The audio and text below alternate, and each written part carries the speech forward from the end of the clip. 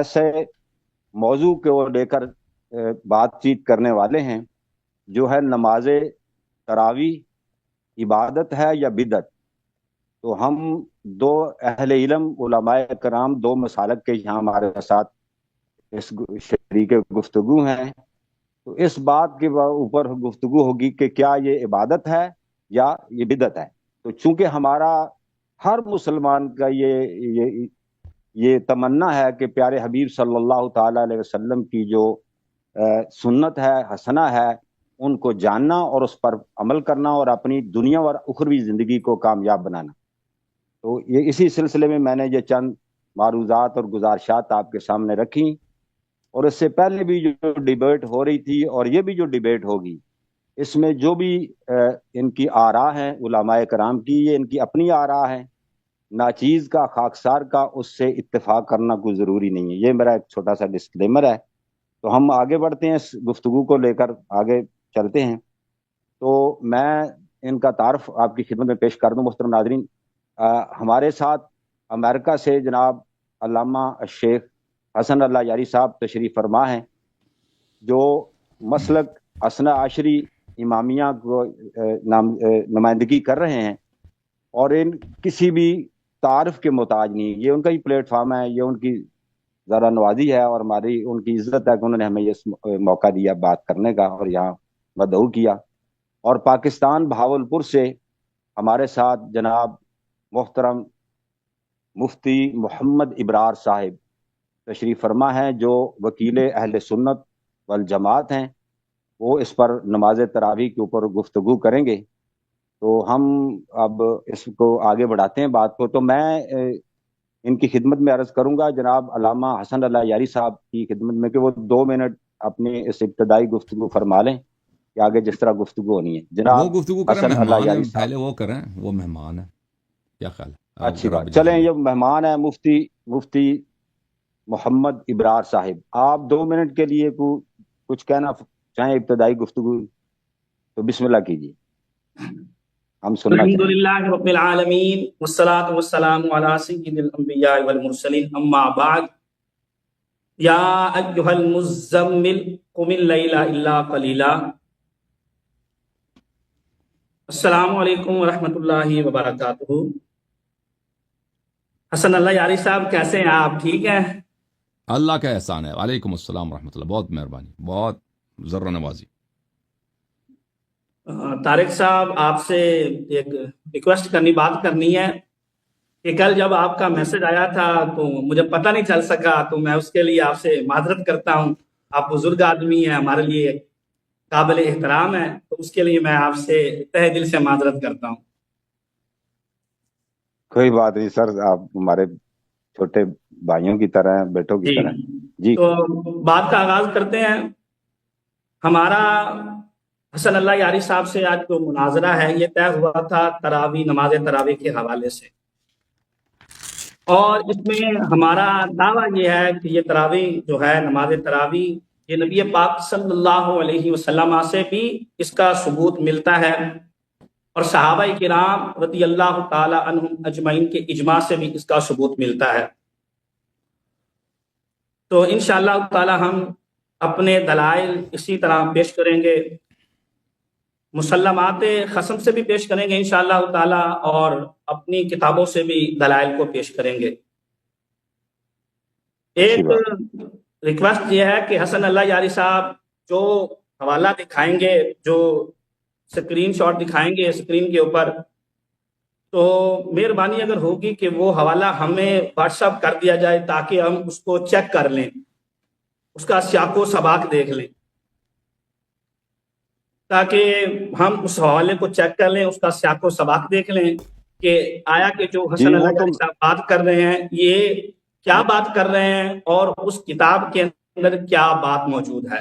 یہ ہماری ایک ریکویسٹ ہے اللہ حسن اللہ یاری صاحب سے. دوسرا یہ ہے کہ مناظرے کا کوئی ٹائم فکس کر لیں، کتنی دیر مناظرہ ہوگا. ایسے ہم لگے رہے تو 3 گھنٹے بھی ہو سکتے ہیں، 4 بھی، پتہ نہیں چلے گا. تو اس کا کوئی ٹائم فکس کر لیں کہ 1 گھنٹہ گفتگو ہونی ہے، 1.5 گھنٹہ ہونی ہے یا 2 گھنٹے ہونی ہے. اس ٹائم کو فکس کر لیا جائے. اور دوسرا کتنے دیر فریقین گفتگو کریں گے اس بات کی طرف آ جاتے ہیں، تو میری رائے یہ ہے کہ 5 منٹ بہت زیادہ ہیں. 5 منٹ حسن اللہ یاری صاحب گفتگو کریں، 5 منٹ میں ان سے گفتگو کروں گا. چلیں ٹھیک ہو اور جی. احترام کے دائرے میں رہتے ہوئے بات کریں گے انشاءاللہ تعالی. انشاءاللہ کوئی گالم گلوچ نہیں ہوگی اللہ کی رحمت سے. بالکل ہم حسن اللہ یاری صاحب کو اپنا بڑا سمجھتے ہوئے، عمر میں بھی مجھ سے بڑے ہیں، تو ایک بڑا سمجھتے نہیں ہوئے وہ ان سے احترام کے ساتھ بات کریں گے اور احترام کے دائرے پہلے میں بھی اللہ تعالیٰ گفتگو ہوگی. میرے ہوتے ہی ہوتے الحمدللہ اچھے طریقے سے بات ہوئی ہے. چلیں میں ان کو دیتے ہیں 1-2 منٹ، وہ بھی کوئی ضروری بات ہے. علامہ حسن اللہ یاری صاحب آپ بھی ہمارے جی گوشت بسم گزار اللہ فرد الرحمن ہیں، الرحیم. کچھ میں بہت کہنا شکر چاہیں گے یا گزار شروع ہوں کر شیخ صاحب کی تشریف آوری کا اور طارق صاحب کا کہ دونوں حضرات یہاں پہ تشریف لائیں. اور ہمارے ابرار صاحب بہت ہی مخلص آدمی ہیں اور بہت ہی خوش اخلاق انسان ہے اور مخلص ہمیں لگتے ہیں. اور انشاءاللہ ہمیں ہماری امید یہ ہے کہ انشاءاللہ تبارک و تعالی اس گفتگو میں ہمیں ایک علمی نتیجے تک جانے میں مدد ملے گی اور ناظرین کے لیے بہت سارے حقائق واضح ہو جائیں گے. جہاں تک نماز تراویح کا تعلق ہے تو یہ نماز تراویح اس طرح کا کوئی نہ کوئی حدیث ہے، نہ کوئی قرآن کی آیت ہے، کچھ بھی نہیں ہے. ٹھیک ہے نا؟ یہ خود بھی مانتے ہوں گے کہ تراویح کا لفظ کسی حدیث میں کسی میں بھی نہیں ہے. اور جہاں تک رسول صلی اللہ علیہ وآلہ وسلم نے نماز پڑھائی ہے، یہ بھی ایک بہتان کے علاوہ کچھ بھی نہیں ہے. اور ہم ان کے کتابوں سے دکھائیں گے. صحابہ، یہ انہوں نے کہا یہ صحابہ کا اجماع ہے. ہم صحابہ کے بڑے بڑے صحابہ کے اعترافات دکھائیں گے ان کے اپنی کتب سے صحیح اسانید کے ساتھ کہ صحابہ نے خود اعتراف کیا ہے کہ تراویح بدعت ہے، یہ ایک بدعتی نماز ہے. اور پھر یہ کہ بدعت کا لانے والا، بدعت پہ عمل کرنے والا جہنمی ہوتا ہے، وہ تو وہ واضحات میں سے. انہوں نے کہا کہ میں اپنے حوالے واٹس ایپ کے ذریعے سینڈ کروں، تو یہ میرے لیے ممکن نہیں ہے کہ میں حوالے سینڈ کروں. واٹس ایپ سے زیادہ آسان ہے، کیونکہ میں جو بھی حوالہ دوں گا وہ اسکرین پہ دکھاؤں گا نا. آپ کے جو معاونین ہیں وہ اسی وقت وہ پاز کر سکتے ہیں. ان کے پاس جو ڈیوائس ہوگا، فون ہوگا یا لیپ ٹاپ ہوگا یا ٹیبلٹ ہوگا، اس پہ پاز کر کے اس کو حوالے کو پوری طرح سے صفحہ نمبر وغیرہ سب دیکھ لیں گے. ٹھیک ہے نا؟ تو وہ پاز کریں گے یا ریپلے کریں گے یا کچھ پیچھے چلے جائیں گے تو وہ حوالے آپ کو نظر آ جائیں گے اسی وقت. اور اگر میں نے کوئی چیز صحیح طرح سے بیان نہیں کی ہے تو آپ دوبارہ مجھ سے پوچھ سکتے ہیں کہ بھئی آپ نے وہ حدیث دکھائی ہے، وہ اس کو ذرا دوبارہ پڑھیے، دوبارہ اس کا صفحہ نمبر وغیرہ دکھا دیے، تو میں دوبارہ دکھاؤں گا انشاءاللہ. اس سے کوئی بات نہیں ہے.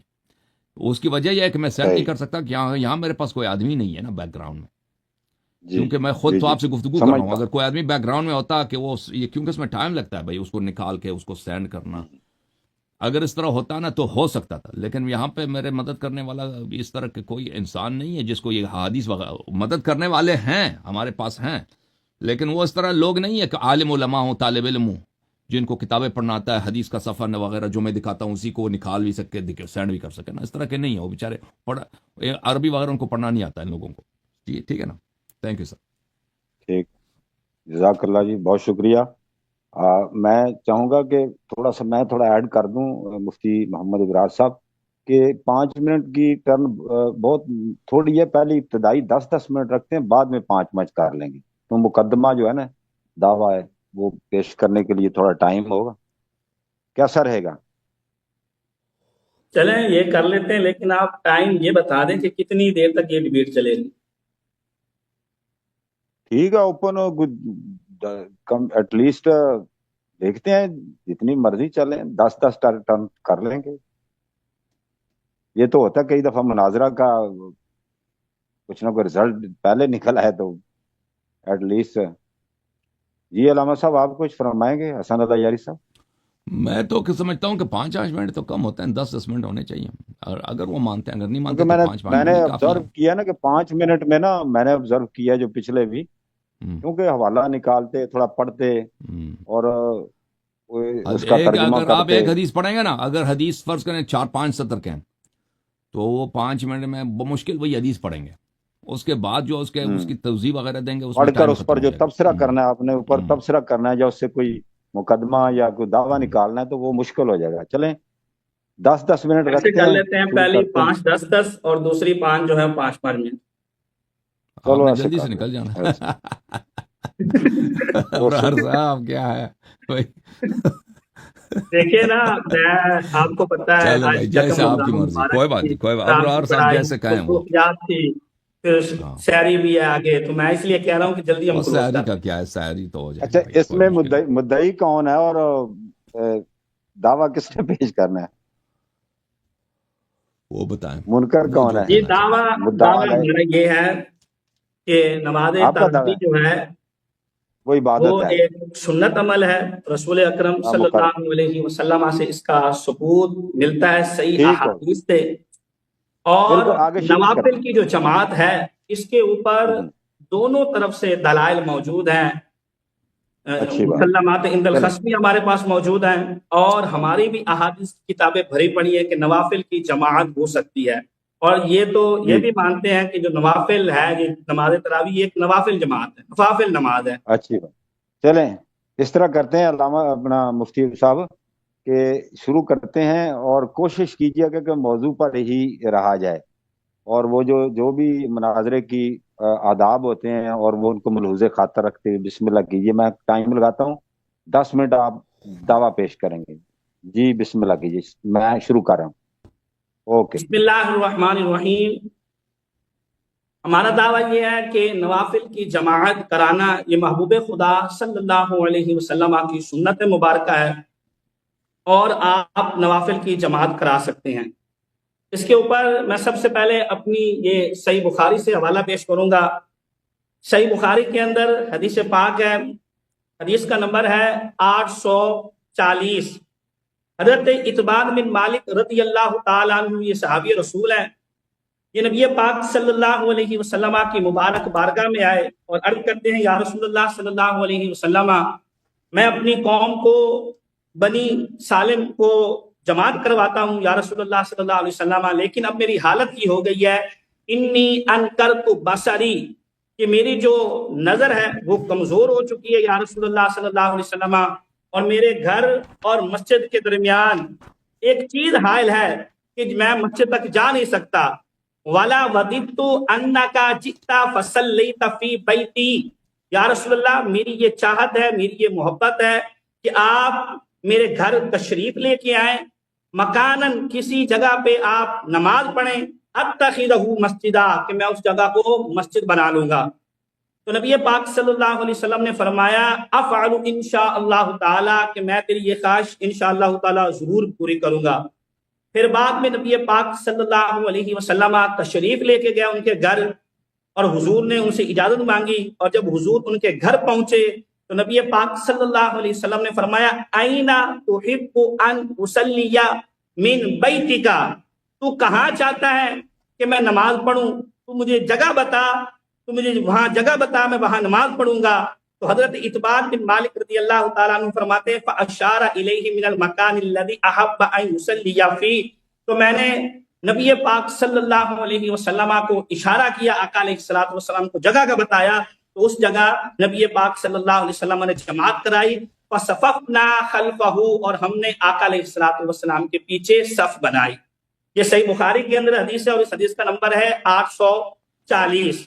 اسی طرح صحیح بخاری کے اندر ایک اور حدیث پاک ہے حضرت انس بن مالک رضی اللہ تعالی عنہ سے، اور اس حدیث کا نمبر ہے 860۔ حضرت انس بن مالک رضی اللہ تعالی عنہ آپ فرماتے ہیں کہ نبی پاک صلی اللہ علیہ وسلم کی ہم نے اپنے گھر میں دعوت کی، آقا علیہ الصلوۃ والسلام ہمارے گھر میں تشریف لے کے آئے، اور نبی پاک صلی اللہ علیہ وسلم جب ہمارے گھر میں تشریف لے کے آئے تو نبی پاک صلی اللہ علیہ وسلم کی ہم نے دعوت کی، حضور نے کھانا تناول فرمایا۔ کھانا تناول فرمانے کے بعد نبی پاک صلی اللہ علیہ وسلم نے فرمایا، قوموا فلا اصلی بکم، تم کھڑے ہو جاؤ تاکہ میں تمہیں نماز پڑھاؤں۔ فرماتے ہیں ہم نے ایک چٹائی بچھائی، اور اس چٹائی کے اوپر ہم نے نماز پڑھی۔ فقام رسول اللہ صلی اللہ علیہ وسلم والیتیم معی والعجوز من ورائنا فصلی بنا رکعتین، تو آقا علیہ الصلوۃ والسلام نے ہمیں ایک نماز پڑھائی، میں حضور کے پیچھے کھڑا ہوا، میرے ساتھ ایک اور بچہ تھا، اور ہمارے پیچھے بڑھیا تھی، اور ہم نے نبی پاک صلی اللہ علیہ وسلم کے پیچھے نماز پڑھی۔ تو یہ ہماری اہل سنت کی کتابوں کے اندر موجود ہے کہ آپ نفل کی جماعت کرا سکتے ہیں، اور اسی طرح اہل تشیع کی کتب سے میں حوالہ پیش کرتا ہوں۔ اہل تشیع کی کتاب ہے موجم الاحادیث المعتبرہ، اس کے اندر روایت موجود ہے، اور یہ جلد نمبر 5 صفحہ نمبر 302 کے اندر یہ روایت موجود ہے۔ آیت اللہ آصف موصلی کی یہ کتاب ہے، اس کے اندر یہ حدیث پاک لے کے آئے ہیں امام جعفر صادق رضی اللہ تعالیٰ عنہ علیہ السلام سے، فرماتے ہیں انی صادق علیہ السلام، امام جعفر صادق سے جب پوچھا گیا اس نماز کے متعلق تو آپ نے فرمایا سلی بأہلک فی رمضان الفریضۃ والنافلہ، فرمایا کہ تو اپنے اہل کے ساتھ ماہ رمضان المبارک میں فرض نماز بھی پڑھ اور نفل نماز بھی پڑھ۔ تو یہ امام جعفر صادق رضی اللہ تعالی عنہ کا یہ فرمان ہے، اور کتاب کا نام ہے موجم الاحادیث المعتبرہ، آصف موصلی کی، جلد 5 صفحہ نمبر 302، اس کے اندر یہ روایت ہے، اور اس روایت کو صحیح قرار دیا گیا ہے۔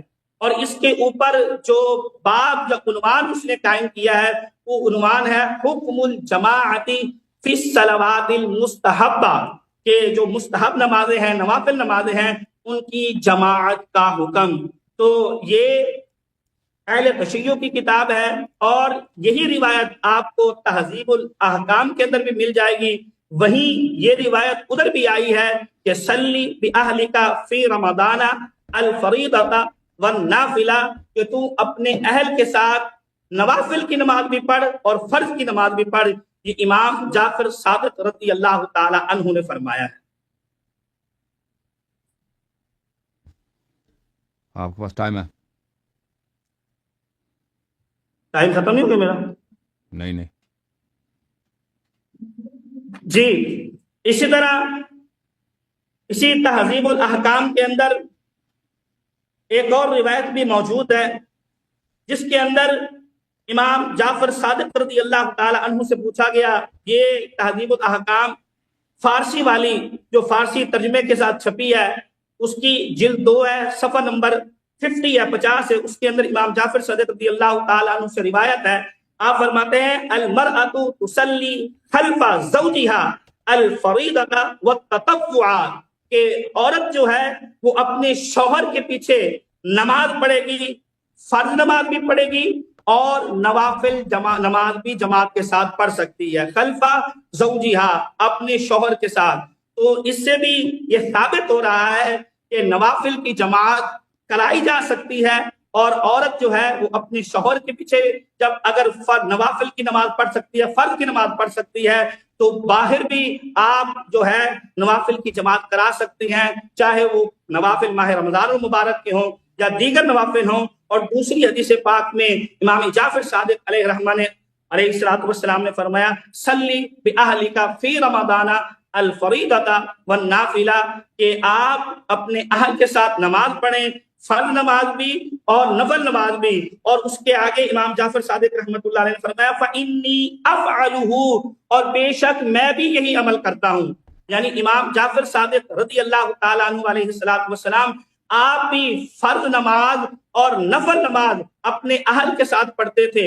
تو لہٰذا اس حدیث سے یہ بالکل واضح ہو گیا اہل سنت کی کتاب سے بھی اور اہل تشیع کی کتاب سے بھی کہ آپ نفل کی جماعت کے ساتھ نماز پڑھ سکتے ہیں۔ اور رمضان المبارک کے حوالے سے امام جعفر صادق رضی اللہ تعالی عنہ نے دو ٹوک فرمایا ہے کہ آپ ماہ رمضان المبارک میں فرض کی جماعت بھی اپنے اہل کے ساتھ پڑھ سکتے ہیں اور نوافل کی جماعت بھی آپ اپنے اہل کے ساتھ پڑھ سکتے ہیں۔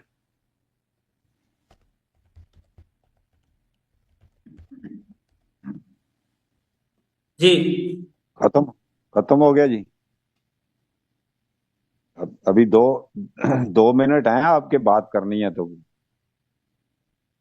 یہ تو ٹائم نظر نہیں آ رہا، میں نے شاید سمجھا شاید 10 منٹ پورے ہو گئے۔ میں نے 2 منٹ ہیں۔ جی چلے ایک اور روایت اسی طرح اسی تہذیب الاحکام کے اندر موجود ہے، یہی جلد نمبر 2 صفحہ نمبر 98 جو فارسی والی چھپی ہوئی ہے، اس کے اندر بھی روایت موجود ہے۔ امام جعفر صادق رضی اللہ تعالی عنہ سے آپ فرماتے ہیں تَأُمُّ الْمَرْأَةُ النِّسَاءَ فِي الصَّلَاةِ، کہ عورت جو ہے وہ عورتوں کی جماعت کرائے گی، وَتَقُومُ وَسْطًا مِنْهُنَّ، اور ان کے درمیان کھڑی ہوگی، وَيُقِمْنَ عَنْ يَمِينِهَا وَشِمَالِهَا، اور وہ عورتیں اس کے دائیں بائیں کھڑی ہوں گی، تَأُمُّهُنَّ فِي النَّافِلَةِ، اور وہ عورت جو ہے وہ نافلے کی جماعت کروائے گی، نافلے کی وہ عورت جماعت کرائے گی۔ تو اس حدیث پاک سے بھی یہ ثابت ہوتا ہے کہ نافلے کی جماعت کرانا یہ اہل تشیع کے ہاں بالکل جائز ہے، اور اگر آپ عام نماز نافلے کی جماعت کے ساتھ پڑھ سکتے ہیں تو نماز تراویح ماہ رمضان المبارک کی اس کو جماعت کے ساتھ کیوں نہیں پڑھا جا سکتا۔ اسی طرح ایک اور حدیث پاک اسی کے اندر موجود ہے، اور اس کا صفحہ نمبر ہے 99۔ اس کے اندر امام جعفر صادق رضی اللہ تعالی عنہ سے سوال کیا گیا، سألت ابا عبداللہ علیہ السلام عن المرأۃ تؤم النساء، کہ عورت جو ہے وہ عورتوں کی جماعت کرا سکتی ہے؟ تو اس کے اندر امام جعفر صادق رضی اللہ تعالی عنہ نے فرمایا اذا کن جمیعا، فرمایا جب وہ تمام عورتیں ہوں، اور امتہن فی النافلہ، تو ان کی جماعت جو ہے وہ نافلہ کی صورت میں کرائی جا سکتی ہے، وَأَمَّا الْمَكْتُوبَ فَلَا، اور فرمایا جب فرض نماز ہوگی اس کے اندر جماعت نہیں کرائی جا سکتی۔ تو اس حدیث کے اندر بھی امام جعفر صادق رضی اللہ تعالیٰ عنہ فرما رہے ہیں کہ نافلے کی جماعت کرائی جا سکتی۔ ختم ہو گیا، ٹائم ختم ہو گیا، ٹائم ختم ہو گیا مفتی صاحب، ٹائم ختم۔ جی علامہ صاحب، مفتی صاحب آپ کے ہاں کیا یہ ہوتا ہے کہ میں ویسے پوچھ لوں مفتی صاحب سے، آپ کے ہاں احناف کے ہاں جو نوافل یومیہ ہے غیر ماہ رمضان میں، فجر کی نافلہ ہے، نماز تہجد وغیرہ ہے غیر ماہ رمضان میں، اس کو آپ جماعت کے ساتھ پڑھ سکتے ہیں آپ لوگ؟ کون سے نوافل؟ مثلا فجر کا نافلہ ہے 2 رکعت، ظہر کا نافلہ ہے، عصر کا نافلہ ہے، مغرب کا نافلہ ہے، آپ لوگ جماعت کے ساتھ پڑھ سکتے ہو؟ ان کی جماعت ثابت نہیں ہے، جماعت کے ساتھ نہیں پڑھ سکتے رمضان میں نوافل کی جماعت نہیں۔ تہجد کا آپ استثناء کر دیں، تہجد کی بات نہیں ہے۔ تہجد غیر رمضان میں تہجد بھی نہیں ہے نا، غیر رمضان میں تہجد جماعت ہوتی ہے آپ لوگوں کیا؟ جی تہجد کی جماعت ہوتی ہے غیر رمضان میں بھی، غیر رمضان میں بغیر تداعی کے، یعنی کہ اعلان کے بغیر اگر لوگ اکٹھے ہو جائیں تو اس کو جماعت کے ساتھ پڑھا جا سکتا ہے۔ صحیح۔ چلیں میرے محترم ناظرین، ابھی بسم اللہ الرحمن الرحیم۔ میرے محترم ناظرین، شیخ صاحب کے ساتھ موضوع جاری، کس موضوع پر؟ موضوع ہے نماز تراویح، اور ہم نے کہا کہ نماز تراویح اس کا کوئی لفظ قرآن و سنت میں ہے ہی نہیں، نہ کسی حدیث میں ہے، انہوں نے کہاں سے نکالا ہے؟ یہ ایک بدعت نماز ہے۔ اب انہوں نے جو حوالے دیے میں ان کا جواب دوں گا، لیکن سب سے پہلے میں ان کے اپنی کتابوں سے ثابت کر لوں کہ یہ نماز ہے ہی نہیں، یہ نماز بدعت ہے۔ ان کے اپنے اکابر نے اس کی جو ہے تصریف کیا۔ دیکھیں، سب سے پہلے ان کے اپنے بڑے خلیفہ عمر بن الخطاب نے خود اعتراف کیا کہ بدعت ہے۔ ان کی اپنی کتاب میں اس کے نص الفاظ موجود ہے، صحیح اسانید کے ساتھ موجود ہیں، اور پھر ان کے اپنے علماء کی شرح دیکھ ملاحظہ۔ یہ کتاب بخاری، چاپ دار احیاء تراث العربی، یہاں پر حدیث نمبر 2010، یہ حدیث کافی مشہور معروف ہے کہ عبد الرحمن ابن عبد القاری سے روایت ہے کہ عمر بن الخطاب آئے رمضان میں، حدیث نمبر 2010 ہے بخاری میں، اور کہا کہ دیکھا کہ لوگ ادھر متفرق نماز پڑھ رہے ہیں، کوئی اپنے لیے نماز پڑھ رہا ہے، کوئی دوسرا اس کی نماز کو دیکھ کر نماز پڑھ رہا ہے، تو عمر نے کہا کہ میں ان لوگوں کو ایک ہی امام پہ جمع کروں گا اور یہ بہتر رہے گا۔ پھر اس نے ابی بن کعب کو امام جماعت لگا دی، اور ایک دوسری رات کو آیا اور اس نے دیکھا کہ یہ لوگ اب اس امام جماعت کی نماز کو دیکھ کر نماز پڑھ رہے ہیں، تو کہا قال عمر نعم البدعۃ هذه، عمر بن الخطاب نے کہا کہ یہ بہترین بدعت ہے، جی بدعت ہے۔ اور پھر اس نے کہا کہ جو لوگ اس نماز کو نہیں پڑھتے جماعت کے ساتھ اور گھر میں جا کر اس کو بعد میں پڑھتے ہیں، وہ بہتر ہے، وہ اور بہتر ہے، ٹھیک ہے نا۔ اچھا، اس سے پتہ چلتا ہے کہ یہ عمر بن الخطاب کے نزدیک بھی یہ بدعت تھا، اور اس سے یہ بھی پتہ چلتا ہے کہ عمر بن الخطاب خود بھی تراویح نہیں پڑھتا تھا، اور اس سے یہ بھی پتہ چلتا ہے کہ اگر اس کو مسجد میں نہ پڑھیں اور اس کو اپنے گھر میں جا کر بعد میں پڑھیں، یہ بہتر ہے۔ اچھا، اب بات یہ ہے کہ اس بدعت سے کیا مراد ہے؟ یہ تو کہیں گے کہ یہ بدعت فلاں فلاں لغوی معنی ہے، لغوی معنی بھی ہوں بدعت کے، تو اس کا مطلب ہے کہ کبھی یہ ہوا نہیں ہے، اس سے پہلے رسول صلی اللہ علیہ وآلہ وسلم نے یہ نماز نہیں پڑھائی۔ لغوی بدعت بھی معنی لے لیں، یعنی اس سے پہلے یہ تھا نہیں، تو اس سے لازم آتا ہے کہ اس سے پہلے نہیں تھا، یعنی اس سے شرعی بدعت لازم آ جاتا ہے کہ اس سے پہلے یہ نہیں تھا، یعنی کسی نے یہ نہیں پڑھایا. اب ان کے اپنے اعلام نے اس موضوع پر کیا بیان دیا، ملاحظہ کریں میرے محترم ناظرین. یہ کتاب ہے المدخل الى سنن الکبری للحافظ البیہقی، جزء اول، چھاپ اضواء السلف. یہاں پر خود بیہقی، ابو بکر بیہقی، جو بہت بڑے محدث ہیں اور اس فرقے کے بہت بڑے عالم ہیں، وہ کہتے ہیں وقد قال عمر فی قیام شہر رمضان، عمر بن الخطاب نے رمضان کے قیام، رمضان کی نماز جو ہے، نماز جماعت جو تراویح ہے، اس کے متعلق نعمت البدعۃ هذه، یہ بہترین بدعت ہے، یعنی انہا محدثۃ لم تکن، یعنی ایک ایسی نماز ہے جو جدید ہے، محدثہ جدید ہے، حدث بدعت ہے اور پہلے کبھی نہیں تھا. جی اس کا لفظی معنی یہی ہے کہ پہلے کبھی نہیں تھا. عمر نے خود اعتراف کیا اور آپ دیکھ رہے ہیں کہ بیہقی نے بھی اس کی وضاحت کی. یہ تبیین و کذب المفتری للحافظ ابن العساکر، حافظ ابن عساکر کی مشہور معروف کتاب تبیین و کذب المفتری. یہاں پر ملاحظہ کریں صفحہ نمبر 97 میں شافعی سے روایت کرتا ہے کہ شافعی نے کہا قال عمر فی قیام رمضان نعمت البدعۃ هذه، یعنی انہا محدثۃ لم تکن.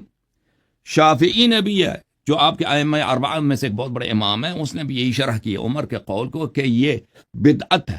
اس سے کیا مراد ہے؟ اس سے مراد یہ کہ پہلے نہیں تھا، پہلے نہیں تھا. اس سے مراد یہ کہ رسول صلی اللہ علیہ وسلم نے کبھی یہ نماز نہیں پڑھائی. آپ نے جو 2 احادیث بخاری سے دکھائی ہے نا شیخ صاحب، اس میں کوئی اس میں نہیں تھا کہ وہ نافلہ کا نماز تھا، ٹھیک ہے نا. اس میں 2 رکعت نماز پڑھائی ہے، یا وہ عتبان والی جو بھی حدیث ہے اس میں بھی نہیں تھا کہ یہ کوئی 2 رکعت نماز، وہ قصر والی زور کی نماز قصر بھی ہو سکتی ہے، ٹھیک ہے نا، کہ وہ نافلہ کی نماز جماعت میں کسی میں نہیں تھا، ٹھیک ہے نا. اور اس کو بعض لوگوں نے، آپ نے جو پہلی حدیث جو 840 والی دکھائی ہے بخاری کی، اس میں یہ تھا، اس کو بعض لوگوں نے نماز ضحیٰ کی دلیل قرار دیا. اور خود بخاری میں عائشہ کی حدیث موجود ہے کہ رسول صلی اللہ علیہ وسلم نے کبھی نماز ضحیٰ نہیں پڑھی ہے، ٹھیک ہے نا. تو وہ کوئی اس میں کوئی آپ دکھائیں کہ وہ کیسے نافلہ کی نماز ہے، جماعت کرائی ہے، ٹھیک ہے نا، وہ حدیث میں یہ جماعت کرے، اس میں نافلہ کہاں سے تھا؟ وہ تو آپ نے لگا دی. اچھا، اب بخاری کے شراح بھی اسی شرح کو مانتے ہیں. ملاحظہ کریں یہ کتاب شرح صحیح البخاری لابن البطال، یہ جلد نمبر 4، چھاپ مکتبۃ الرشد ہے. وقول عمر نعم البدعۃ، صفحہ نمبر 147 ہے. بلے عمر نے خود تراویح کے متعلق اس نے خود کہا، جب اس نے تراویح کا ایجاد کیا اس نے کہا نعم البدعۃ، یہ بہترین بدعت ہے. فالبدعۃ اختراع ما لم یکن قبلہ، بدعت بولتے ہیں اسی چیز کو آپ ایک ایسی چیز بنائیں جو پہلے تھی نہیں، جو پہلے کبھی ابرار صاحب نہیں تھی. جی میں سن رہا ہوں. یہ حدیث الساری ہے فی مقدمت شرح فتح الباری، تالیف حافظ ابن حجر اسقلانی، چھاپ مکتبۃ السلفیہ. ملاحظہ کریں کہ یہ بھی کہتا ہے عمر، صفحہ نمبر 85 میں اسی حدیث کی شرح میں، وقول عمر نعمت البدعۃ هو فعل ما لم يسبق الیہ، بدعت یہ ہے کہ اس سے پہلے کبھی کسی نے یہ نماز نہیں پڑھی ہے. لم یسبق الیہ، کبھی کسی نے پڑھی نہیں جماعت کے ساتھ، ٹھیک ہے نا. تو خود عمر نے جب یہ نماز بنائی اس نے بولا ہے کہ بدعت کیا ہے. اس کا سب سے بڑا شارح بخاری کا کیا کہہ رہا ہے؟ ما لم یسبق، اس طرح کی نماز کسی نے نہیں پڑھی. اچھا، پھر خود فتح الباری میں حافظ ابن حجر جزء رابع میں، وہاں پہ بھی اس حدیث کی شرح کرتا ہے، صفحہ نمبر 253 ہے. نعم البدعہ وفي بعض الروائد نعمت البدعة بزیادت تا والبدعة اصلها ما احدث على غیر مثال سابق. بدعت کس کو بولتے ہیں؟ بدعت بولتے ہیں اسی کو ہیں کہ اس سے پہلے اس کی کوئی مثال نہ ہو، اس سے پہلے وہ اس کی کوئی ایجاد نہ ہو. اچھا، اب بخاری کے غور شرح میں آپ کو دکھا دیتا ہوں. عمدۃ القاری فی شرح صحیح البخاری جزء 11، چھاپ دار الفکر. یہاں پہ ملاحظہ کریں صفحہ نمبر 126 میں، وفیہ اشعار، اسی حدیث کو نقل کرتے ہیں بأن عمر كان لا يواظب على الصلاة معهم. یہ جو عمر آ کے دیکھا نا کہ ابی بن کعب نماز پڑھا رہے ہیں، تو اس سے پتہ ہی چلتا ہے کہ عمر خود تراویح نہیں پڑھتے تھے. وقوله نعمت البدعہ، یہ انہوں نے جو عمر صاحب نے کہا کہ یہ بدعت ہے، بہترین بدعت ہے. وانما دعاها بدعة لان رسول اللہ صلی اللہ علیہ وآلہ وسلم لم يسنها لهم، اس لیے کہ رسول صلی اللہ علیہ وسلم نے یہ سنت بنائی نہیں ہے. جی لم یسنہ، کبھی رسول صلی اللہ علیہ وسلم نے تراویح کی سنت نہیں بنائی ہے.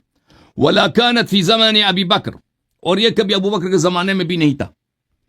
بلے ورغب رسول اللہ صلی اللہ علیہ وسلم فیہا، رسول صلی اللہ علیہ وسلم نے صرف نماز قیام اللیل کی اس نے ترغیب دیا کہ رمضان کے مہینے میں تم تہجد پڑھا کرو، رات کو نمازیں پڑھا کرو، لیکن یہ جو نماز جماعت کرائی ہے یہ اس کی سنت نہیں ہے. یہ واضح طور پر آپ کے اکابر کے شروع ہیں، عمر کے اپنے اعتراف کے ذیل میں کہ نعم البدعۃ ھذی. یہ ارشاد الساری فی شرح صحیح البخاری ہے، ملاحظہ کریں یہاں پر بھی اس میں بھی یہی جملہ ہے کہ قال عمر لما رآهم نعم البدعة هذه انما سماها بدعة لأن رسول الله صلى الله عليه وسلم لم يسن لهم الاجتماع لها. عمر صاحب نے تراوی کو بدعت بولا ہے کیونکہ اس نماز کو جماعت کے ساتھ پڑھنا یہ رسول صلی اللہ علیہ وسلم کی سنت ہے نہیں. ولا كانت في زمن الصدیق، اور نہ ابو بکر کے زمانے میں تھا، بل ولا فی اول اللیل، اور رات کے شروع میں بھی نہیں تھا. یہ تہجد کو نصف شب کے بعد پڑھنی چاہیے. ولا کل لیلۃ ولا هذا العدد، اور نہ ہر رات کو جمع، یہ بھی نہیں تھا کبھی، نہ پیغمبر کے زمانے میں نہ ابو بکر کے زمانے میں، اور نہ اس عدد کے ساتھ کہ تم نے اتنی نمازیں پڑھنی ہیں. اچھا، آپ نے جو حوالہ دیا ہے شیعہ کتب سے، پہلی بات ہے کہ آپ نے شیخ آصف محسنی کا جو حوالہ دیا، وہ شیخ آصف محسنی اس کے الفاظ جو باب کے اس نے تراجم بنائے، باب کے عناوین بنائے، یہ ہمارے لیے کوئی حجت نہیں ہے. وہ ایک ان پڑھ مولوی تھا، بہت ہی جاہل ٹائپ کا مولوی تھا، جو عام طور پہ نجفی مولوی جاہل ٹائپ ہوتا ہے. اس نے حدیث کا ایک مجموعہ بنایا اور اس نے اپنے سے حجت کے خلاف اور اجماع شیعہ کے خلاف اس نے ایک حجت لگا دیا.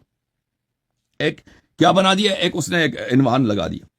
یہ ملاحظہ کریں، کتاب وسائل الشیعہ ہے، یہ تمام شیعہ کے پاس کے ساتھ یہ سب سے ایک معتبر کتاب ہے جو حلال و حرام میں اس کے احادیث کی طرف رجوع کیا جاتا ہے. اس میں ایک پورا باب ہے، وسائل الشیعہ الی تحصیل مسائل الشریعہ. ملاحظہ کریں یہاں پر عدم جواز، جلد نمبر 8 ہے، صفحہ نمبر 45 ہے، عدم جواز الجماعة فی صلاة النوافل فی شہر رمضان ولا فی غیرہ، عدم استثنیہ، کہ جائز نہیں ہے کہ انسان، اس میں کئی احادیث ہیں اس پورے باب میں، کہ نوافل کو آپ ماہ رمضان میں یا غیر ماہ رمضان میں جماعت کے ساتھ پڑھیں، مگر یہ کہ وہ نماز استثناء کی گئی ہو.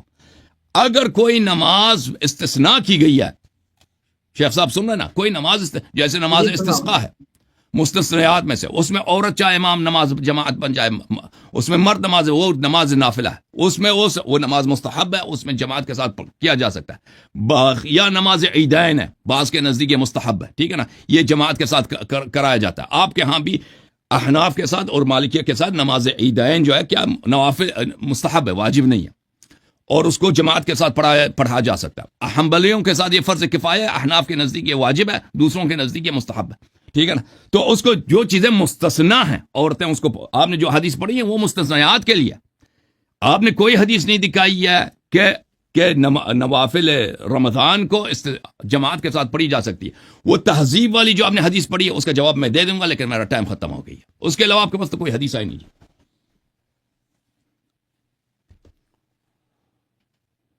جی بہت شکریہ، بہت اچھے طریقے سے آپ نے ڈیفینڈ کیا. ابھی جناب نیکسٹ ٹرن جو ہے نا، میں یہ گزارش کروں گا، ابھی آپ کی 10 منٹ کی ٹرن ہوئی ہے، تو میں چاہتا ہوں کہ اگلی ٹرن جو ہے نا وہ 8 منٹ کی رکھیں. اب کافی ٹائم زیادہ ہے، تو 8 منٹ کی ٹرن شروع کریں. جناب علامہ مفتی جناب محمد ابرار صاحب، جی بسم اللہ کیجیے. الحمد للہ رب العالمین والصلاة والسلام علی سید الانبیاء والمرسلین، اما بعد. ہماری نا شیخ صاحب سے بات ہوئی تھی، حسن اللہ یاری صاحب سے، کہ آپ نے اقوال نہیں پیش کرنے، تو انہوں نے شروع ہی اقوال سے کر دیا. آپ نے اقوال ہی پیش کرنے شروع کر دیے. اقوال اگر آپ پیش کریں گے تو وہ ہم بھی اقوال پیش کر دیں گے. آپ نے امام بیہقی رحمہ اللہ تعالیٰ کا ایک قول پیش کیا، تو ہم بھی آپ کو امام بیہقی کا ایک قول دکھاتے ہیں، پھر احادیث کی طرف چلتے ہیں. فضائل الاوقات امام بیہقی رحمہ اللہ تعالیٰ کی یہ کتاب ہے، اس کا صفحہ نمبر ہے 267. اس کے اندر آپ اسی چیز کے بارے میں فرماتے ہیں، قال الشیخ رضی اللہ تعالیٰ عنہ فَإِن كَانَتْ بِدْعَةً فَهِيَ بِدْعَةٌ مَحْمُودَةٌ لِأَنَّهَا لَمْ تَكُنْ بِخِلَافِ مَا مَضَى من عہد النبی صلی اللہ علیہ وآلہ وبارک وسلم. تو امام بیہقی رحمۃ اللہ علیہ صاف لکھ رہے ہیں کہ جو حضرت عمر نے کہا ہے نعمت البدعۃ ھذہ، اس سے قطعاً وہ والی بدعت مراد نہیں ہے جو کل بدعۃ دلالہ میں آئی ہے. اور ہمارے ہاں کل بدعۃ دلالہ یہ جو روایت ہے یہ عام نہیں ہے، بلکہ اس کا مخصص بھی ہمارے پاس موجود ہے. یہ خص منہ البعض ہے. اس کی آگے چل کے میں آپ کو دکھاؤں گا کہ یہ حدیث عام نہیں ہے کل بدعۃ دلالہ، بلکہ اس کے مخصص بھی ہمارے پاس الحمدللہ موجود ہیں. تو امام بیہقی رحمہ اللہ تعالی آپ فرمانے فإن بدعہ فہی بدعۃ محمودہ لأنها لم تکن بخلاف ما مضى من عہد النبی صلی اللہ علیہ وسلم. یہ جو جماعت کرانی ہے تراویح کی، وہ فرما رہے ہیں یہ اس دور کے خلاف نہیں ہے جو رسول اللہ صلی اللہ علیہ وآلہ وبارک وسلم کے دور مبارک میں تھی. فقد روینا انہم صلوہا بصلاۃ رسول اللہ صلی اللہ علیہ وآلہ وبارک وسلم لیالیا وانما ترکہا رسول اللہ صلی اللہ علیہ وسلم بالجماعت خشیۃ ان تفرض علیکم فلما توفی رسول اللہ صلی اللہ علیہ وسلم وکمل الدین وتناہت الفرائض لم یخش عمر بن الخطاب رضی اللہ تعالیٰ عنہ ما خشی رسول اللہ صلی اللہ علیہ وسلم. تو امام بیہقی کا جو آپ نے حوالہ دیا ہے، ہم نے آپ کو امام بیہقی رحمۃ اللہ علیہ کے ہی جواب دے دیا ہے کہ امام بیہقی رحمہ اللہ تعالیٰ فرماتے ہیں کہ یہ جو حضرت عمر نے جماعت کروائی تھی، اس سے قطعاً یہ مراد نہیں ہے کہ یہ کل بدعۃ دلالہ والی بدعت ہے، بلکہ یہ بدعت محمودہ ہے. کیوں؟ اس کی اصل موجود ہے کہ رسول اللہ صلی اللہ علیہ وسلم اپنے زمانے مبارک میں، اپنی حیات مبارکہ میں آقا علیہ الصلوۃ والسلام نے نماز تراویح کی جماعت کروائی ہے. اگرچہ پورا مہینہ نہیں کروائی لیکن کروائی ہے. وَإِنَّمَا تَرَكَهَا صرف اور صرف حضور نے ترک اس لیے کی ہے تاکہ یہ امت کے اوپر فرض نہ ہو جائے، یہ امت کے اوپر لازم نہ ہو جائے، ضروری نہ ہو جائے. فرماتے جب رسول اللہ صلی اللہ علیہ وسلم دنیا سے تشریف لے کے چلے گئے، وَكَمُلَ الدِّينُ اور دین مکمل ہو گیا، اب کوئی چیز فرض ہو ہی نہیں سکتی. الْيَوْمَ أَكْمَلْتُ لَكُمْ دِينَكُمْ ہو گئی. تو فرماتے ہیں کہ حضرت عمر رضی اللہ تعالیٰ عنہ کو وہ خوف نہیں تھا جو رسول اللہ صلی اللہ علیہ وسلم کا خوف تھا. وَرَآ أَنَّ جَمْعَهُمْ عَلَىٰ قَارٍ وَاحِدٍ. تو فرماتے ہیں حضرت عمر نے ان سب کو ایک قاری کے اوپر جمع کرا دیا. تو میں نے امام بیہقی رحمہ اللہ تعالیٰ سے آپ کے اعتراض کا جواب دے دیا. اب ہم چلتے ہیں اس چیز کی طرف کہ آیا کہ نبی پاک صلی اللہ علیہ وسلم نے اس کی جماعت کروائی ہے یا نہیں کروائی. تو یہ میرے ہاتھ میں کتاب ہے موطا امام مالک رحمہ اللہ تعالیٰ، امام مالک رحمۃ اللہ علیہ کی. اس کے اندر ایک روایت موجود ہے اور حدیث کا نمبر ہے 299. اس کے اندر یہ روایت موجود ہے ان عائشہ زوج النبی صلی اللہ علیہ وسلم ان رسول اللہ صلی اللہ علیہ وسلم صلی فی المسجد ذات لیلۃ. فرماتی ہیں کہ رسول اللہ صلی اللہ علیہ وسلم مسجد میں نماز ادا فرمائی. فصلی بصلاتہ ناس اور آقا علیہ الصلوۃ والسلام کے ساتھ لوگ شریک ہو گئے، لوگوں نے آقا علیہ الصلوۃ والسلام کے ساتھ نماز پڑھی. ثم صلی من القابلہ. فرماتے پھر دوسری رات آئی تو آقا علیہ الصلوۃ والسلام پھر گئے. فکثر الناس، لوگوں کی کثرت ہو گئی. ثم اجتمعوا من اللیلۃ الثالثہ. اور فرماتے پھر تیسری رات آئی اور تیسری رات پھر آقا علیہ الصلوۃ والسلام نے نماز پڑھائی تو لوگوں کا رش ہو گیا. فلم یخرج الیہم رسول اللہ صلی اللہ علیہ وسلم. اور آقا علیہ الصلوۃ والسلام ان کے پاس تشریف لے کے نہیں آئے. یعنی تیسری رات رش ہو گیا لیکن آقا علیہ الصلوۃ والسلام تشریف لے کے نہیں آئے. فرماتی ہیں فلما اصبح، جب صبح ہوئی، قال قد رأیت الذی صنعتم. فرمایا میں جان گیا تھا جو تم کر رہے تھے. وَلَمْ يَمْنَعْنِي مِنَ الْخُرُوجِ إِلَيْكُمْ إِلَّا أَنِّي خَشِيتُ أَن يُفْرَضَ عَلَيْكُمْ. مجھے اس چیز نے نہیں آنے دیا، مجھے اس چیز نے منع کیا کہ میں تمہارے پاس آؤں اور تمہیں نماز پڑھاؤں اور کہیں یہ نماز تمہارے اوپر فرض نہ ہو جائے، کہیں یہ نماز تمہارے اوپر فرض نہ ہو جائے. اور آگے لفظ ہے وَذَلِكَ فِي رَمَضَانَ. اور سیدہ عائشہ فرما رہی ہیں یہ رمضان المبارک کی بات ہے، عام دنوں کی کسی اور دن کی بات نہیں. یہ موطا امام مالک ہے، اگر آپ دیکھ سکے تو حدیث کا نمبر ہے 299 اس کے اندر یہ روایت موجود ہے کہ سیدہ عائشہ صدیقہ رضی اللہ تعالی عنہا فرماتی ہیں کہ نبی پاک صلی اللہ علیہ وسلم نے باقاعدہ جماعت کروائی، ایک دن کروائی، دوسرے دن کروائی، اور تیسرے دن آقا علیہ الصلوۃ والسلام تشریف لے کے نہیں آئے، نبی پاک صلی اللہ علیہ وسلم نہیں آئے۔ کیوں؟ حضور نے فرمایا انی خشیت ان یفرض علیکم وذلک فی رمضان، کہ مجھے خوف تھا، مجھے خطرہ تھا کہیں تمہارے اوپر یہ نماز فرض نہ ہو جائے۔ تو جو امام بیہقی رحمہ اللہ تعالیٰ نے اپنی فضائل الاوقات میں جو تبصرہ کیا ہے کہ حضور نے نماز پڑھائی، اس نماز کا ثبوت یہ موطا امام مالک رضی اللہ تعالی عنہ سے مل گیا ہے، اور حدیث کا نمبر ہے 299۔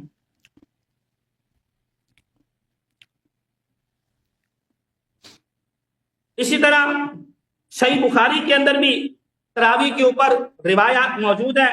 سیدہ عائشہ صدیقہ عتیقہ رضی اللہ تعالی عنہا آپ روایت فرماتی ہیں کہ نبی پاک صلی اللہ علیہ وسلم مسجد میں تشریف لے کے آئے، فصلی فی المسجد وصلی رجال بصلاته، حدیث کا نمبر ہے 2012، یہ حدیث کا نمبر ہے۔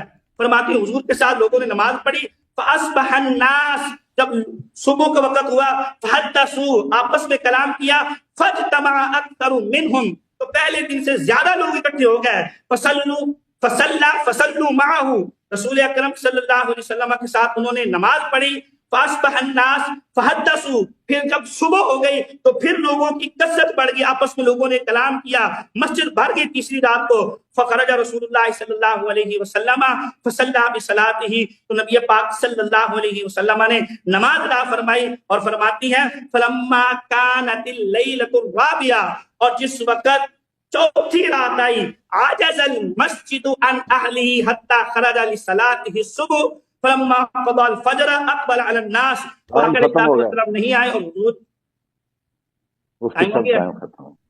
جی ٹائم، جی بہت اچھا جی جواب دیا انہوں نے۔ اب آپ شروع کیجیے۔ جی بسم اللہ الرحمن الرحیم۔ محترم ناظرین، انہوں نے جو تہذیب الاحکام کا حوالہ دیا ہے کہ اس تہذیب الاحکام کی حدیث یہ ہے، اعوذ باللہ من الشیطان الرجیم، بسم اللہ الرحمن الرحیم، کہ امام جعفر صادق علیہ السلام نے فرمایا صلی بأہلک فی رمضان الفریضۃ والنافلہ فإنی افعلہ، تو اس میں یہ ہے کہ با تعدیہ کے لیے، با تعدیہ کے لیے یا مصاحبہ کے لیے، صلی بأہلک فی الفریضۃ فی رمضان الفریضۃ والنافلہ، اپنے اہل کے ساتھ مل کے پڑھو، مل کے پڑھو۔ جب اہل کے ساتھ انسان مل کے پڑھتا ہے تو نماز فریضہ کو کس طرح پڑھتا ہے؟ نماز فریضہ کو جماعت کے ساتھ پڑھتا ہے، اور نماز نافلہ کو فرادہ پڑھتا ہے۔ اور یہ کوئی یا تو مصاحبت کے لیے یا تعدیہ کے لیے، یا ان سے نماز پڑھا دو، یہ کوئی ضروری نہیں ہے کہ یہ صلی، جب لفظ صلی، ابھی انہوں نے خود جو حدیث پڑھی ہے معطا سے، صلی بالمسجد، انہوں نے یہ کہا تھا صلی بالمسجد، یہاں پہ بعض ظرفیت کے معنوں میں، ٹھیک ہے نا؟ تو یہ صلی یصلی کا جو لغت ہے، یہ اگر با کے ساتھ متعدی ہو جائے تو یہ ہمیشہ اس طرح کی نہیں ہے کہ ہمیشہ جماعت پہ دلالت کرتی ہے، امامت پہ دلالت کرتی ہے۔ اب مگر مان بھی لیں کہ یہاں پہ امامت پہ دلالت کرتی ہے تو یہ صرف فریضہ کے لیے اور نافلہ کے لیے نہیں ہے، کیونکہ معطوف اور معطوف علیہ سب احکام اور سب قیود اور سب شرائط میں مساوی نہیں ہوتے۔ اچھا، اور انہوں نے جو دوسری حدیث پڑھی تھی کہ امام علیہ السلام نے فرمایا کہ المرأۃ تصلی خلف زوجها، عورت مرد کے پیچھے نماز پڑھتی ہے۔ تو یہ شیعہ مذہب میں حکم ہے کہ گھر میں جب مرد نماز پڑھتا ہے تو عورت کو جائز نہیں ہے کہ مرد سے آگے بڑھ کے نماز پڑھے، اس کو یا تو پیچھے نماز جا کے پڑھے دور نماز، یا اگر بہت ہی دور ہیں تو کوئی بات نہیں، آگے جا کے نماز پڑھ سکتی ہے، وإلا اس کو پیچھے چاہے فریضہ ہے چاہے نافلہ ہے، وہ اس کے شوہر کے پیچھے نماز پڑھنا ہوگا، اس کو آگے بڑھ نہیں سکتے۔ اس کا امامت سے تعلق نہیں ہے اس کا، کہ یعنی اگر وہ نماز پڑھ رہا ہے تو اس سے آگے بڑھ کے عورت نماز نہیں پڑھ سکتی مرد کے آگے۔ اچھا، یہ واضح۔ اچھا، انہوں نے جو بیہقی صاحب کا قول پیش کیا، شیخ صاحب آپ نے توجہ نہیں فرمائی، دیکھیں میں نے اقوال، آپ نے کہا کہ آپ نے اقوال کیوں پیش کیا، میں نے آپ کے خلیفہ صاحب عمر بن خطاب کا قول پیش کیا ہے کہ نماز تراویح انہوں نے خود کہا بدعت ہے۔ بدعت سے مراد کیا ہے بھئی؟ آپ کوشش نہیں کر سکتے، جب اس نے خود اعتراف کیا یہ بدعت ہے تو آپ کے علماء نے، آپ کے اکابر نے، شافعی، بیہقی سب نے کہا کہ یہ پہلے نہیں تھا، ٹھیک ہے نا، اس سے پہلے کبھی ہوا ہی نہیں ہے۔ تو اس کا مطلب یہی ہے. اور بعد میں تو تصریح کیا کہ رسول اللہ صلی اللہ علیہ وسلم نے لم یسن لہم رسول اللہ صلی اللہ علیہ وسلم، رسول اللہ صلی اللہ علیہ وسلم کی یہ سنت ہی نہیں ہے. جب بات تو بدعت کا واضح معنی آپ کے ہاتھ میں آ جاتا ہے کہ یہ کوئی حسن اللہ عری کا اجتہاد نہیں ہے، یہ واضح طور پر عمر بن الخطاب کا اپنا اعتراف ہے کہ نماز تراویح بدعت ہے. آپ نے جو بیہقی صاحب کی عبارت نقل کی فَإِنْ كَانَتْ بِدْعَةٌ فَهِيَ بِدْعَةٌ مَحْمُودَةٌ فَإِنَّهَا لَمْ تَكُنْ خِلَافَ مَا كَانَ فِي عَهْدِ رسول اللہ صلی اللہ علیہ وسلم. اگر یہ بدعت ہے تو یہ ایک اچھی بدعت ہے، کیونکہ یہ رسول صلی اللہ علیہ وسلم کے زمانے میں جو باتیں تھیں ان کے خلاف نہیں تھی. ٹھیک ہے نا، یہ اس کا اپنا نظریہ ہے، اس سے میں کام نہیں ہے. لیکن عمر بن الخطاب آپ کے نزدیک خلیفہ ہے، واجب الاتباع واجب التصدیق ہے. اس نے خود اپنے الفاظ میں کہا ہے کہ یہ بدعت ہے، یہ رسول صلی اللہ علیہ وسلم کے زمانے میں نہیں تھا. آپ نے جو بیہقی صاحب کی نقل کیا بات نقل کی ہے اس میں یہ بات نہیں ہے کہ یہ رسول صلی اللہ علیہ وسلم کی سنت ہے. اس نے کہا یہ رسول صلی اللہ علیہ وسلم کی باتوں کے خلاف نہیں ہے. ٹھیک ہے نا. اچھا، اب آپ نے جو حدیث نقل کیا ہے موطا سے یا دوسری کتب سے کہ رسول صلی اللہ علیہ وسلم نے یہ جماعت کروائی ہے، تو آپ کو پتہ ہونا چاہیے. آپ مجھے بہت تعجب ہے کہ آپ ایسی احادیث کو نقل کرتے ہیں، آپ اپنی احادیث پہ توجہ نہیں کرتے. یہ احادیث کئی طرق سے مروی ہے، یہ عائشہ سے مروی ہے، اسی طرح زید سے بھی مروی ہے. اور اس میں کسی حدیث میں نہیں ہے کہ رسول صلی اللہ علیہ وسلم نے لوگوں کو دعوت دی تھی کہ آجو میرے پیچھے نماز پڑھو. رسول صلی اللہ علیہ وسلم نے کسی کو دعوت نہیں دی تھی. رسول صلی اللہ علیہ وسلم نے اپنے لیے چٹائی سے ایک حجرہ بنایا تھا، وہ حجرے میں خود نمازیں پڑھ رہے تھے. صحابہ ان کی اجازت کے بغیر ان سے اقتداء کرنے لگے. رسول صلی اللہ علیہ وسلم کو جب پتہ چلا کہ یہ لوگ میرے پیچھے اقتداء کر رہے ہیں تو رسول صلی اللہ علیہ وسلم نے اپنی نماز توڑ دی، بیٹھ گئے. یہ بخاری کے متعدد احادیث میں موجود ہے، میں آپ کو دکھا بھی دوں گا. اور پھر رسول بالکل یہ میرے سر آنکھوں پر حوالہ دیں گا، یا اسی 8 منٹ میں، اگلے 8 منٹوں میں دیں گے. اور پھر رسول صلی اللہ علیہ وآلہ وسلم نے ان کو مسجد سے نکالا. دیکھیں اگر یہ کوئی مرغوب سنت ہوتی، ہم نہیں کہتے کہ رسول صلی اللہ علیہ وسلم کے زمانے میں صحابہ نے کوشش نہیں کی. جن لوگوں نے بعد میں تراویح کو دین میں شامل کیا انہوں نے رسول صلی اللہ علیہ وسلم کے زمانے میں بھی کوشش کی کہ پیغمبر فرادہ نماز پڑھ رہے ہیں، انہوں نے پیچھے جا کے اقتداء کیا. رسول صلی اللہ علیہ وسلم جب کو پتہ، دیکھیں پیغمبر صلی اللہ علیہ وسلم اگر نماز جماعت کرانی ہوتی تو چھٹائی کا گھر نہ بنا لیتے تاکہ اس میں پرائیویسی کے ساتھ پرائیویٹ ہو کے نماز پڑھیں. وہ محراب میں سب کو بلا کر نماز پڑھاتے. رسول صلی اللہ علیہ وآلہ وسلم نے چٹائی کا گھر بنایا. جب پتہ چلا کہ میرے پیچھے نماز پڑھ رہے ہیں تو کیا بیٹھ گئے، پھر ان کو مسجد سے نکال دیا. پھر یہ کہ آپ نے جو موطا کی حدیث آپ نے نقل کی، انی خشیت ان تفرض علیکم، یہ آپ پر لازم نہ ہو جائے. اس میں آپ نے نماز کا کیوں لفظ لگا دیا کہ نماز واجب ہو جائے؟ یہ تو عذاب کی بات ہے کہ انہوں نے رسول صلی اللہ علیہ وسلم کے حیات اقدس میں بدعت شروع کرنے کی کوشش کی تھی. اور رسول صلی اللہ علیہ وسلم جب نماز کے لیے نہیں آئے تھے اگلے دن تو انہوں نے رسول صلی اللہ علیہ وسلم کے گھر پہ پتھراؤ کیا تھا. صحابہ نے پتھراؤ جب کیا تھا تو رسول صلی اللہ علیہ وسلم کے واضح الفاظ ہے کہ مجھے تو ڈر ہے کہ آپ پہ کیا ہو جائے، آپ پہ عذاب نازل نہ ہو جائے. جب اللہ تعالیٰ نے شیخ صاحب رسول صلی اللہ علیہ وسلم سے وعدہ کیا تھا شب معراج، یہ خمسون، یہ 5 نمازیں ہیں، میں اس میں 50 نمازوں کا اجر آپ کو دوں گا، آپ کی امت کو دوں گا. وما يبدل القول لدي، اور پھر میں اس کو چینج نہیں کروں گا.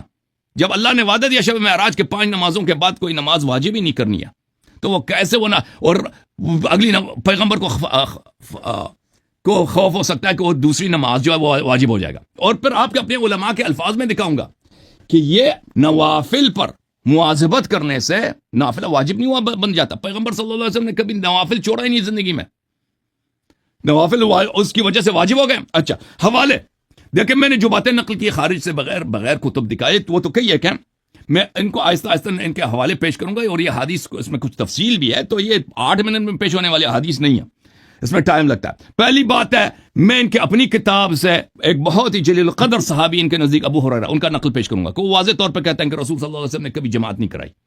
یہ ملاحظہ کریں، یہ مسند احمد ابن حنبل ہے، چاپ دار الحدیث ہے، بتحقیق شیخ احمد محمد شاکر، جلد نمبر کون سا ہے؟ جلد نمبر 7 ہے. یہاں پہ ابو ہریرہ صاحب کی حدیث نقل کرتے ہیں، اس کے ذیل میں کہتے ہیں اسناد صحیح. رسول اللہ ابو ہریرہ کہتے ہیں کہ رسول صلی اللہ علیہ وسلم نے رمضان یرغب الناس فی قیام رمضان ویقول من قامه ایمانا واحتسابا غفر له ما تقدم من ذنبه. رسول صلی اللہ علیہ وسلم نماز میں رمضان میں تہجد کی ترغیب دیتے تھے. ولم يكن رسول اللہ صلی اللہ علیہ وسلم جمع الناس علی القیام. رسول صلی اللہ علیہ وسلم نے کبھی تراویح نہیں پڑھائی ہے، کبھی لوگوں کو یہ نماز جماعت تراویح کے لیے جمع نہیں کیا پیغمبر نے. یہ ابو ہریرہ کے نص الفاظ ہے. یہ مسند احمد بن حنبل بتحقیق شیخ شعیب الارناؤط جز ثالث عشر. یہاں پہ حدیث نمبر 7881 ہے. اسناد صحیح علی شرط مسلم، سند اس کی صحیح بشرط مسلم. ولم یکن، ابو ہریرہ کی وہی حدیث ہے، ولم یکن رسول اللہ صلی اللہ علیہ وسلم جمع الناس علی القیام. رسول صلی اللہ علیہ وآلہ وسلم نے کبھی لوگوں کو تراویح کے لیے جمع نہیں کیا، جماعت نہیں کرائی. اچھا، اس کے علاوہ جی سر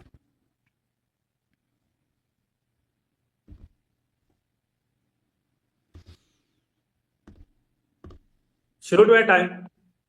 جی آپ شروع کریں حضرت، آپ بسم اللہ الرحمن الرحیم. اصل میں نا جو شیخ حسن اللہ یاری صاحب حوالے دکھا رہے ہیں نا، تو ہم دوسرے موبائل میں لگایا ہوا ہے، تو حوالے وہ بعد میں آتے ہیں، تو ان کا ادھر سے جلدی ختم ہو جاتا ہے. تو اس لیے میں نے کہا تھا کہ نا آپ کیا کہتے ہیں ہمیں سینڈ کر دیں، حوالے دیکھنے میں مشکل ہوتی ہے. ایسے نہیں ہو سکتا مفتی صاحب، بہت ڈیفیکلٹ ہے. جی چلیں ہم اسی طرف چلتے ہیں. آپ ایک نشست اور رکھ لیجئے گا نا، جو حوالے میں اگر کچھ مسئلہ ہو تو اس کی ایک نشست کو تو کنٹینیو کریں نا، پھر آگے بھی دیکھی جائے گی انشاءاللہ تعالی. جی جی جی آپ بسم اللہ الرحمن الرحیم. تو شیخ حسن اللہ یاری صاحب نے جو کہا کہ حضرت عمر کا خود کا یہ قول ہے، نعم البدعۃ ھذہ، تو یہ حضرت عمر نے کہا ہے. تو ہم نے کب کہا کہ حضرت عمر نے یہ نہیں فرمایا، لیکن آپ جو اقوال دکھا کے جو اس چیز سے ثابت کرنا چاہ رہے ہیں، آپ ثابت کرنا چاہ رہے ہیں کل بدعۃ دلالہ والی روایت، کہ معاذ اللہ یہ بدعت دلالہ جو گمراہی والی تھی. جبکہ میں نے جو امام بیہقی رحمہ اللہ کی عبارت پڑھ کے آپ کو سنائی ہے، اس کے اندر انہوں نے واضح یہ لکھا ہے کہ یہ عمل رسول اللہ صلی اللہ علیہ وسلم کے زمانہ مبارکہ میں ہوتا رہا ہے. آقا علیہ الصلوۃ والسلام کے زمانہ مبارکہ میں یہ چیز ہوتی رہی ہے. اور آگے چلتے ہیں، انہوں نے اس روایت کے اوپر جو میں نے موطا کی پڑھی ہے، اس کے اندر یہ اعتراض کیا یفردا کے اوپر کہ لا یبدل القول لدیہ، کہ نبی پاک صلی اللہ علیہ وسلم کو اللہ وحدہ لا شریک نے فرمایا تھا معراج کی رات کہ محبوب صلی اللہ علیہ وسلم یہ جو 5 ہیں یہ 50 ہی رہیں گی، ان کے اندر میں کوئی تبدیلی نہیں کر سکتا. لا یبدل القول لدیہ، یہ جو نمازیں ہیں ان کے اندر میں کوئی تبدیلی نہیں کروں گا. تو میرا حسن اللہ یاری صاحب سے سوال ہے، کیا آپ ناسخ منسوخ کو مانتے ہیں؟ ناسخ منسوخ چلتا ہے شریعت میں. اللہ کا قرآن کہتا ہے ما ننسخ من آیت او ننسیہا نأتی بخیر منہا او مثلہا. یہی تو ہم بات کر رہے ہیں کہ جب تک پیغمبر موجود ہوتا ہے، پیغمبر رہتا ہے، اللہ کا کوئی بھی حکم پیغمبر کی وجہ سے یا پیغمبر پہ وحی کے ذریعے اللہ اس کو تبدیل فرما دیتا ہے، اللہ اس کو چینج کر دیتا ہے. میں اس کی آپ کو ایک حدیث پاک سناتا ہوں. یہ صحیح بخاری کے اندر ہی ایک حدیث پاک ہے اور حدیث کا نمبر ہے، جی صحیح بخاری کے اندر حدیث پاک ہے اور حدیث کا نمبر ہے 1937. اس کے اندر ایک حدیث پاک ہے، اذ جاء رجل، ایک بندہ نبی پاک صلی اللہ علیہ وسلم کے پاس تشریف لے کے آیا، حضور کی بارگاہ میں آیا. فقال، کہنے لگا یا رسول اللہ خلقت، یا رسول اللہ میں تباہ ہو گیا، یا رسول اللہ میں ہلاک ہو گیا. حضور نے فرمایا ما لکا، تجھے کیا ہوا ہے میرے غلام، تجھے کیا ہو گیا ہے؟ تو کہنے لگا وقعت علی امرأتی وانا صائم، یا رسول اللہ صلی اللہ علیہ وسلم میں نے روزے کی حالت میں اپنی بیوی کے ساتھ تعلق زوجیت اپنا لیا تھا، وہ والا تعلق بنا لیا تھا. فقال رسول اللہ صلی اللہ علیہ وسلم حد تجد رقبۃ تعتقها، حضور نے فرمایا کیا تیرے پاس ایک غلام ہے جو تو آزاد کر سکے؟ جیسا کہ سورہ المجادلہ میں اللہ وحدہ لا شریک نے یہ ڈیٹیل بیان فرمائی ہے. تو حضور نے وہی بات کی، حل تجد رقبۃ تعتقها، کیا تیرے پاس کوئی غلام ہے جس کو تو آزاد کر سکی؟ قال لا، اس نے کہا یا رسول اللہ میرے پاس نہیں ہے. حضور نے فرمایا فَهَلْ تَسْتَطِيعُ أَن تَصُومَ شَهْرَيْنِ مُتَتَابِعَيْنِ، کیا تو 2 ماہ کے مسلسل روزے رکھ سکتا ہے؟ تو اس نے آگے سے عرض کی لا یا رسول اللہ، یہ بھی میرے اندر طاقت نہیں ہے، یہ بھی میرے اندر استطاعت نہیں ہے. تو پھر نبی پاک صلی اللہ علیہ وسلم نے فرمایا فَهَلْ تَجِدُ إِطْعَامَ 60 مِسْكِينًا، کیا تو 60 مسکینوں کو کھانا کھلا سکتا ہے؟ تو اس نے کہا یا رسول اللہ صلی اللہ علیہ وسلم میرے پاس یہ بھی نہیں ہے. فَمَكَثَ عِندَ النَّبِي صلی اللہ علیہ وسلم، وہ حضور کے پاس بیٹھ گیا تو آقا علیہ الصلوۃ والسلام کے پاس کچھ کھجوریں یا کوئی چیز پیش کی گئی، نبی پاک صلی اللہ علیہ وسلم کے بارگاہ میں حضور نے فرمایا این السائل، وہ سوالی کدھر ہے جو آیا تھا اپنا مسئلہ لے کے؟ اس نے عرض کی انا یا رسول اللہ، میں موجود ہوں۔ حضور نے فرمایا خذھا فتصدق بھی، فرمایا یہ کھجور پکڑ لے اور صدقہ تو کر دے، یہ کھجوریں لے جا۔ تو اس نے آگے سے عرض کی یا رسول اللہ صلی اللہ علیہ وآلہ وبارک وسلم، مجھ سے بڑھ کے تو کوئی مستحق ہی نہیں ہے کھجوریں لینے والا۔ تو آقا علیہ الصلوۃ والسلام فضحک النبی، حضور مسکرائے، حتی بدت انیابہ، حضور کی داڑھی مبارک مسکرانے کی وجہ سے نظر آنے لگ پڑی۔ حضور نے فرمایا اطعمہ اہلک، جا تو اپنے اہل کو کھلا جا کے۔